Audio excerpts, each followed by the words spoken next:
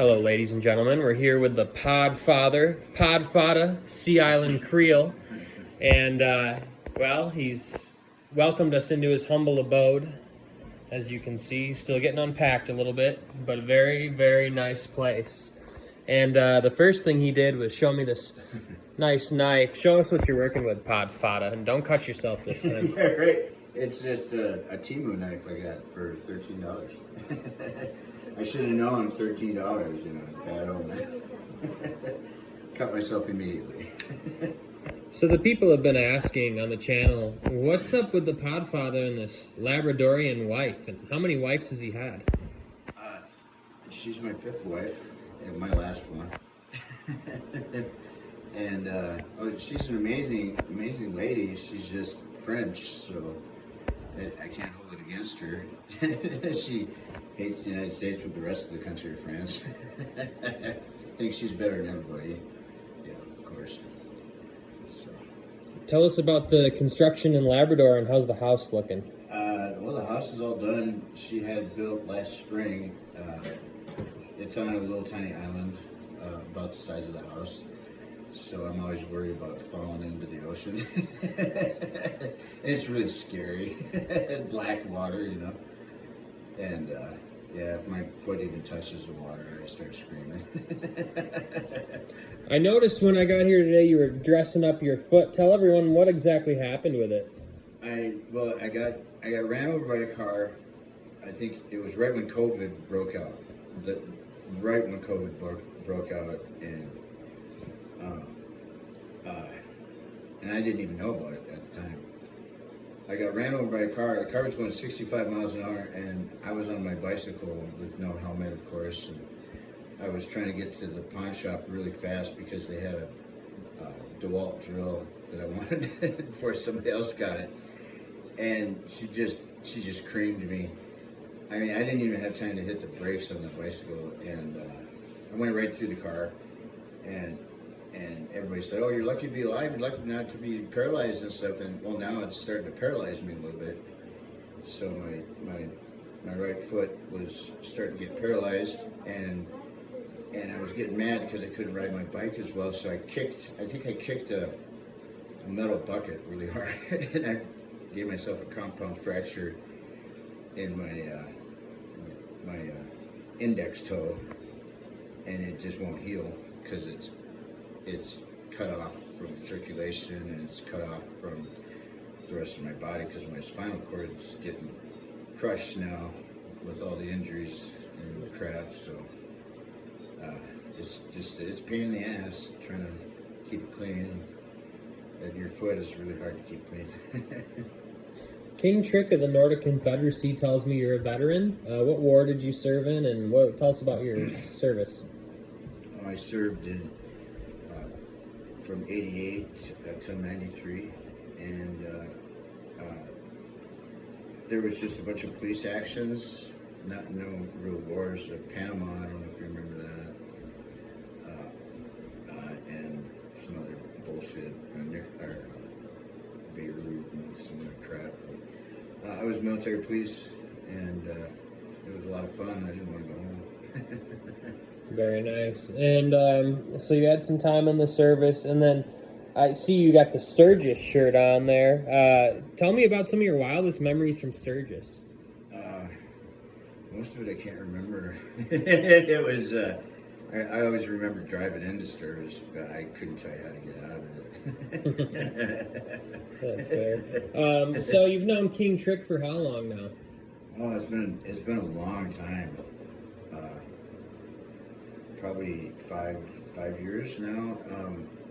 We were in the veterans dorm of the Samurai House in Kalispell, and then when he got an apartment, he asked me if I wanted to live with him, so I moved in with him there. So I lived with him at the Veterans Pod, and that's where I got the name of Podfather, because I was I had a little family of veterans in there that I protected, so they call me Podfather. How long have you been married to your fifth wife? We just got married this Christmas it'll be 1 year. Congratulations. Any big plans for? I mean, obviously the house is almost finished. Moving back to Labrador someday, perhaps. Yeah, I'm gonna. I just I don't want to take a bunch of my crap with me. Yeah. That I just want to take a couple suitcases with me, and it's really hard to get down to a couple suitcases. You would not believe how hard it is to do that. So I moved in here thinking I'm gonna just, and I did. I threw away just like almost all my crap that I didn't throw away the first time, and then I ended up getting a bunch of, brand new furniture and furnishings, and so I got a bunch more crap, and I just want to get it down to a couple of suitcases, because I don't need any of this crap anyways. So the 2024 election just wrapped up. Do you consider yourself a political fan, or do you follow politics? Oh, yeah, I got it. I don't know if it was just the state of Montana, but we got to vote electorally like 6 months early or something. I can't remember. Does everybody get to do that? Or? Yeah, most states are offering that, yeah. I thought it was just Montana, but yeah, I did. I voted for Trump like 6 months ago. So. Nice. Pretty happy with all the results, I assume. Oh yeah, I voted probably 20 times. So. Are you a lifelong Republican, or is that a recent? No, I am lifelong, and my parents were, and my parents' parents were. So yeah, it was very nice. Dating all the way back to Lincoln, probably. Right, and that my fourth marriage, they were Democrats. They're hardcore Democrats. That explains why that didn't last. Oh, it was horrible. No politics or religion at any functions. Were they atheists as well, or what's that? Were they atheists as well? No. Or were you the atheist? No. I've always been a strict Catholic my whole life, but then I'm kind of going towards Church of Latter-day Saints now. They're kind of pulling me in there slowly, trying to Mormonize me. Is your wife have a religious affiliation at all, or? Yeah, she's Catholic, Roman Catholic. How'd you end up getting involved in the Latter-day Saints? There was a DAV driver that's a volunteer that drives veterans to their medical appointments, that I would talk religion with on the way to and from my medical appointments. And he would give me these little tiny business cards with a picture of Jesus Christ on them, and I really liked those little photos. Anyway, he ran out of them, and so I looked online how to get some. And so I ended up contacting Church of Jesus Christ of Latter-day Saints. I didn't know he was affiliated with them. I didn't know anything about them, but I knew they had those little cards, little business cards of Jesus Christ. So I asked them for some of those, and some missionaries came out to give me the cards, and they asked me to go to church, and then I ended up seeing my DAV driver there, and he's like my neighbor. He just lives like 2 blocks away now, and we're like best friends. He is a saint. I think he's an angel. What can you tell me about Joseph Smith and his works? Does anything particularly drawn you into that church in regards to Joseph Smith? It's there's no holes in any of the stories. It seems like there's a lot of. I've tried a lot of different religions over the years. I was in prison. I was in 32 county jails across the United States, and I always elected to go to church as much as I could just to get out of cell block. And I found every religion just had holes in their stories, and I was embarrassed because of the way the Catholic priests were acting in my religion, and the Church of Latter-day Saints, they don't the clergy, the bishop, our local bishop, he's a dentist. He doesn't take any money from the church. None of them do. They all have their own jobs. They all support themselves, and they all just give. They're saints, They volunteer and they give, and they're awesome people. They're really cool people. They got a stereotype. I didn't know that's what a Mormon was until they gave me the Book of Mormon, and it turns out the Mormon is just the name of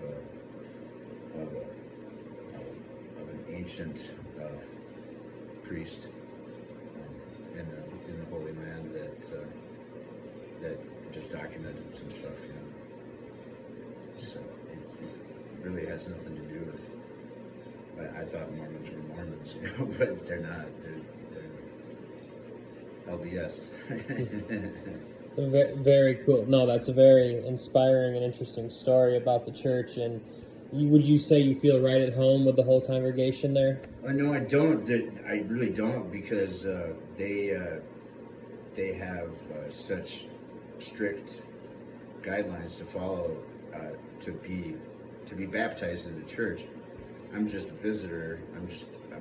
I'm one of their projects, I think, because Steve needed to be a saint to somebody, you know, and he took me as his project, you know, and I asked to be baptized, and they said, well, you know, you can't drink caffeine or smoke cigarettes or do any drugs, and I'm like, well, I guess I'm not getting baptized.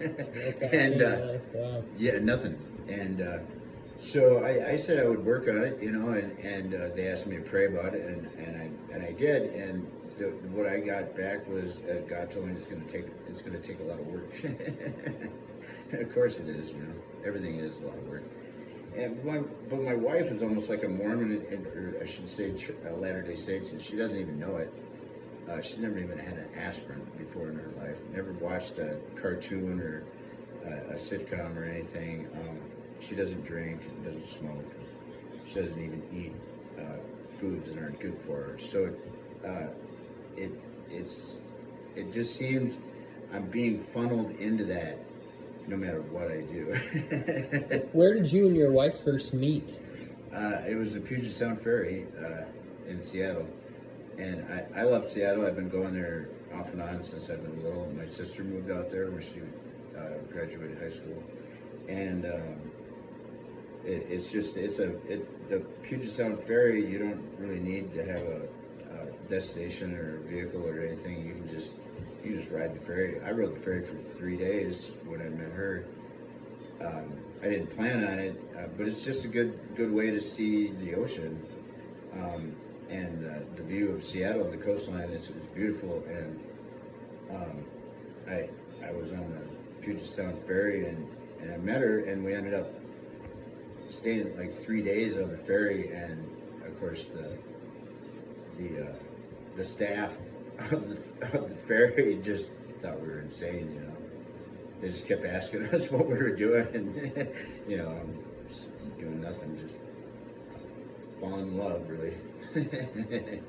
It's an awesome story. I thought she was crazy as hell. I really did. I thought she was just batshit. And I was like, oh, she's really hot, though. You know, I'm like, wow, she's really hot. And she's only a couple years younger than me, and I just couldn't believe how hot she was. And it's because she's good living, you know. And she just kept talking about stuff, you know, like where she lived and how she grew up, and she'd never been to the United States before, and I was just like, man, this chick's nuts, you know, but I really want to bang her really bad, you know. And then I found out she wasn't crazy, and I felt really bad. It's when she first flew me over to, she lives on an island. It's Chateau Saint Orange, and it's an island of aristocrats. During the French Revolution, they escaped onto an island so they didn't get killed, and they ended up building a bunch of castles there. And she claims it's a house, and I'm like, it's a castle, and she goes, it's a house. I'm like, you see the size of these rocks? I'm like, people don't build houses out of rocks like this, you know.